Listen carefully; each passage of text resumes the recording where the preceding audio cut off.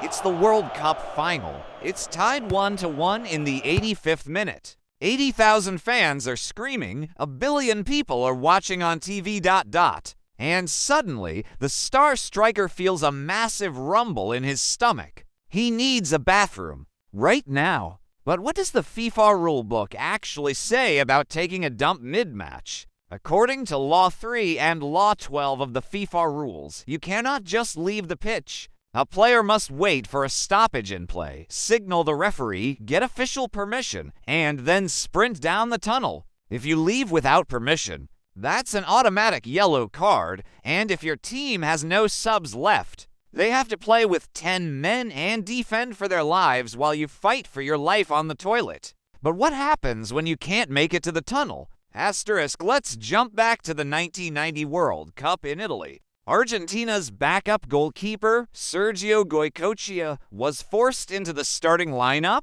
He carries the team all the way to the quarterfinals against Yugoslavia, and the game goes to a penalty shootout. The only problem? Sergio has to pee, desperately. Because he couldn't leave the field, he made his teammates form a human wall around him on the pitch, dropped his shorts, and watered the Italian grass. And guess what? He saved to penalties and won the game. He immediately deemed it his ultimate good luck charm. In the semi-finals against Italy, another penalty shootout. He didn't even have to go this time, but he forced himself to pee on the pitch again anyway. Saved to more penalties. He carried this bizarre ritual for the rest of his career. People forget the hardest part, the kit. You are wearing a tucked-in jersey, tight undershorts, compression gear, and a drawstring that is soaked in sweat and double knotted. It's a tactical nightmare to get naked in a hurry. But bodily malfunctions aren't just for the players.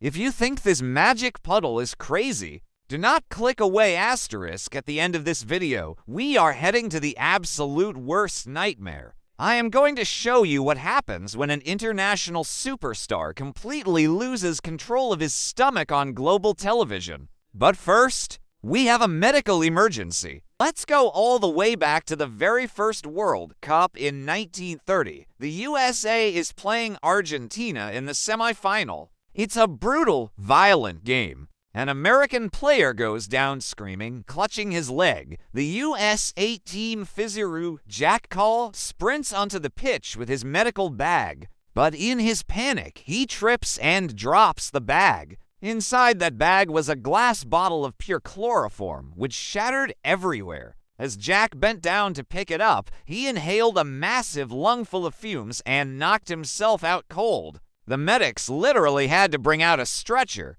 to carry off the doctor. The injured player had to walk himself off, but the absolute king of on-pitch disasters belongs to English legend Gary Lineker in the 1990 World Cup opening match against Ireland. Lineker had woken up that morning with a horrible stomach bug, but he was England's star striker, so he played anyway. In the second half, Lineker went in for a hard sliding tackle. He strained, he stretched, and for one fraction of a second, he relaxed his stomach muscles, and he completely pooped his pants on global television. If you watch the actual footage, you can literally see Lineker dragging his backside across the wet grass like a dog trying to clean himself, using the rain and mud to wash it away. Lineker later joked in interviews that it was the greatest tactical advantage he ever had because for the rest of the game, no defender would come within 10 feet of him. I've never been given so much space in a match, he said.